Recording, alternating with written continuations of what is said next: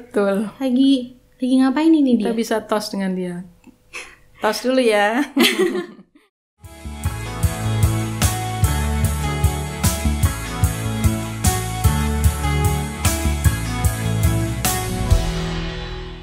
Halo, assalamualaikum. Kembali lagi sama saya Teh Puput di Ini Teh Podcast. Podcastnya saya Meo Biotrop.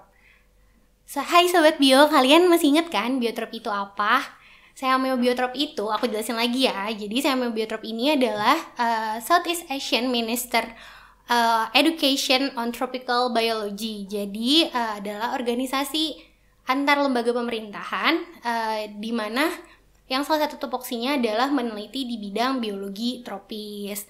Nah, hari ini saya sudah bersama dengan Ibu Sri Widayati. Beliau adalah peneliti Seameo Biotrop di bidang entomologi. Entomologi itu apa? Ayo kita langsung tanyakan ke Ibu Wiwit. Assalamualaikum Ibu. Waalaikumsalam Teh Puput. Aduh, malu saya Bu dipanggil Teh. Ibu sehat? Ya. Sehat, alhamdulillah. Ini Ibu kan peneliti di Seameo Biotrop ya. Sudah lama Bu di Biotrop? Sudah dari tahun 1992. 92. Saya aja lahirnya 95 Bu. Ya ampun, berarti udah lama banget ya. Sudah. Dan selama itu menelitinya di entomologi ya Bu ya. Betul sekali. Nah, entomologi ini kan jarang terdengar ya Bu. Sebenarnya entomologi ini apa ya Bu? Ya. Saya akan jelaskan bahwa entomologi itu adalah ilmu yang mempelajari serangga. Jadi saya sejak tahun 1992 itu berkecimpung dengan berbagai jenis serangga. Iya.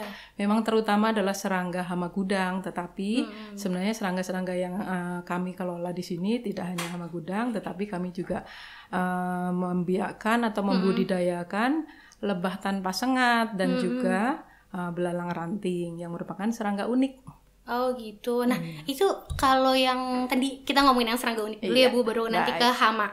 Nah itu yang serangga unik itu kalau misalnya lebah tanpa sengat kenapa dibudidayakan di biotrop Bu? Ya kalau lebah tanpa sengat itu dia memang lebah yang relatif mudah sebenarnya dibudidayakan karena makanannya itu sumber makanannya itu berlimpah dalam arti berbagai jenis, tidak seperti lebah madu yang biasanya dia lebih memilih yang manis-manis ya. Kalau lebah beda ya. Kalau lebah tanpa sengat ini dia juga bisa ke berbagai jenis sumber bunga. Karena itu nanti madunya juga rasanya tidak manis tetapi ada asam, ada manis. Jadi kayak nano-nano itu. Gitu.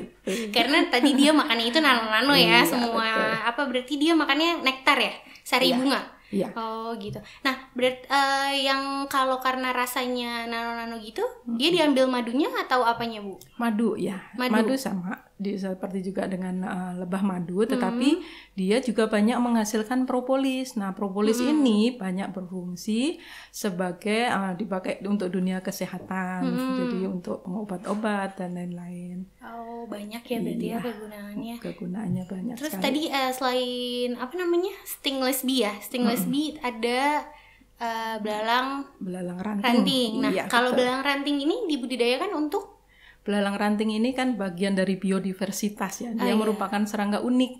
Jadi gimana caranya kita ingin mengenalkan kepada generasi kita ya, generasi terutama generasi muda ya, milenial ya. Karena serangga ini unik, jadi kita perlu mengenalkan ke mereka kan, dan populasinya memang hanya di tempat-tempat tertentu. Jadi kita ingin memperlihatkan ke generasi muda yang mungkin sekarang zamannya gadget ya. Khawatirnya mereka nggak mengenal nih ada sebenarnya serangga yang unik yang bentuknya bagus. Ini perlu sekali dikenalkan ke generasi milenial. Saya aja belum familiar ya sama si serangga batang itu apa? Belalang ranting. Nah, sekarang kita pindah ke yang hama ya Bu ya. Tadi kan Ibu bilang ada hama gudang. Hama gudang itu apa aja sih Bu binatangnya, serangganya? Iya. Hama gudang itu tentunya hama yang menyerang komoditas yang disimpan, komoditas di penyimpanan ya. Iya. Nah, yang kebanyakan itu memang karena kita komoditas makanan pokok kita adalah beras. Nah, itu kebanyakan di beras. Tetapi tidak hanya di beras, semua komoditas pangan yang disimpan itu akan ada hamanya yang tertentu. Jadi ada yang memang dia menyerang di berbagai jenis komoditas, tetapi ada yang komoditas-komoditas tertentu. Oh gitu. Kalau ini Bu, kecoa itu masuk ke hama gudang atau hama rumah tangga biasa? Ya. Baik, kalau kecoa, tikus, itu termasuk hama permukiman. Oh beda. Beda. Tapi diteliti juga di Biotrop. Ya, ini mulai tahun ini kami akan meneliti tentang hama permukiman ini, yaitu kecoa dan semut ya. Yang diteliti itu berarti untuk pencegahannya? Betul sekali. Tidak hanya pencegahan, tapi juga untuk pengendalian. Jadi kami tahun ini ingin meneliti tentang semut dan kecoa tadi dari sisi teknik pengendalian atau melalui pengumpanan. Nah, pengumpanan di sini menggunakan berbagai jenis makanan yang mengandung lemak, gula.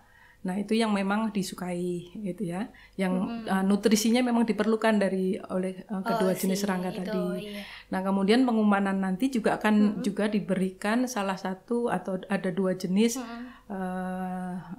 tanaman ya, bahan tanaman atau nabati ya, yang akan dijadikan bahan insektisida yang untuk kedua jenis serangga itu. tadi. Iya.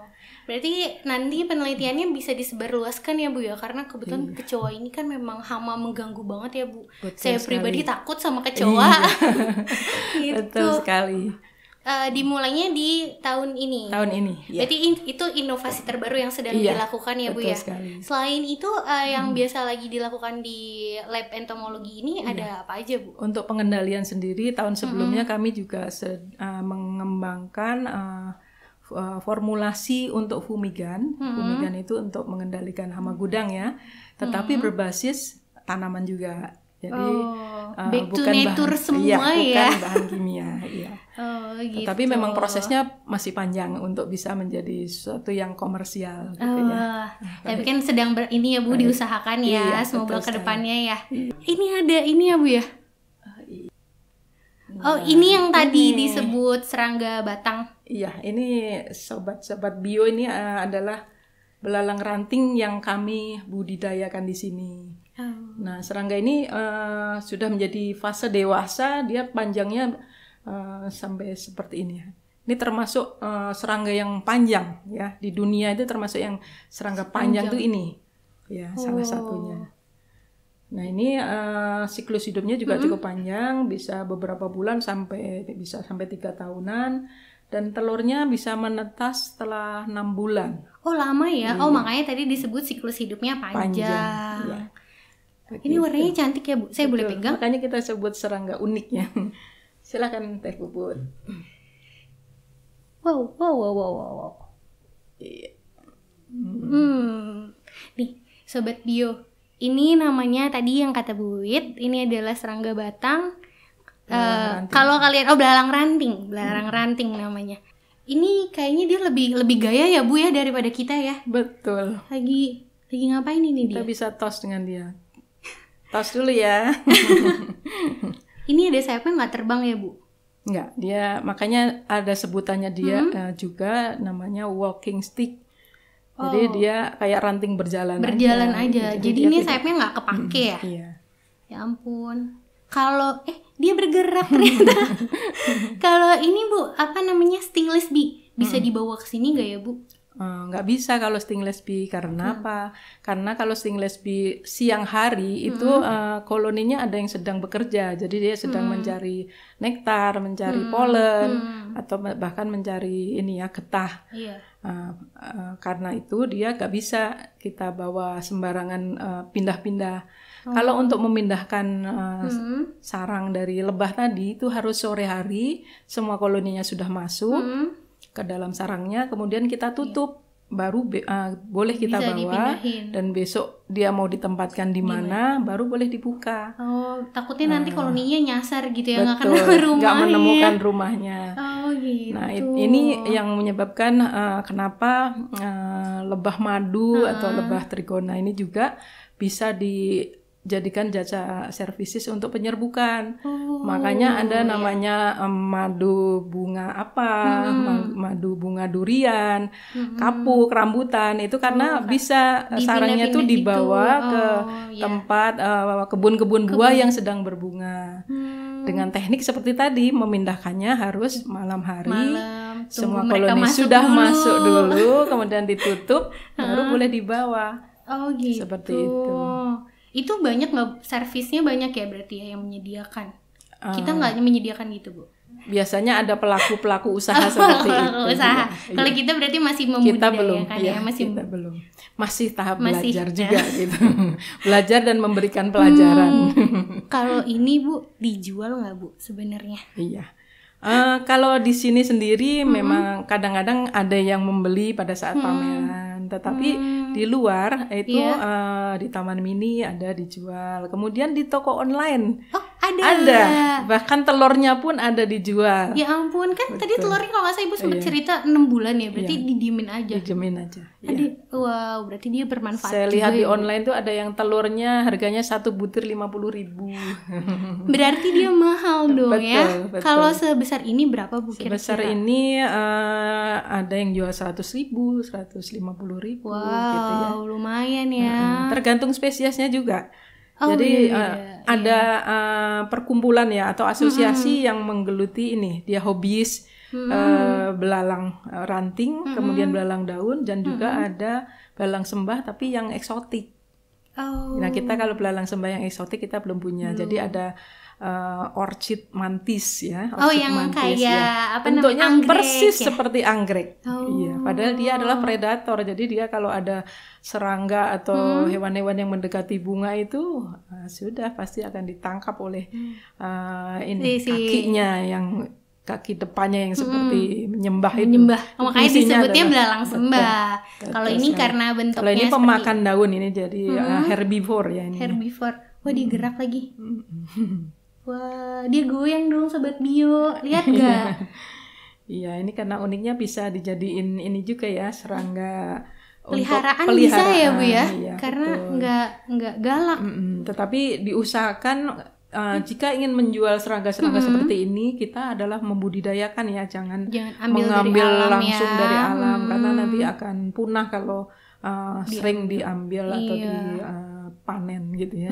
Iya, belum lagi tadi kan ya Bu, telurnya lama ya. Iya, betul sekali. Iya. Nah, Sobat Bio, kalau kalian tertarik untuk lihat ada serangga apa aja sih di Biotrop, bisa kesini ya Bu ya?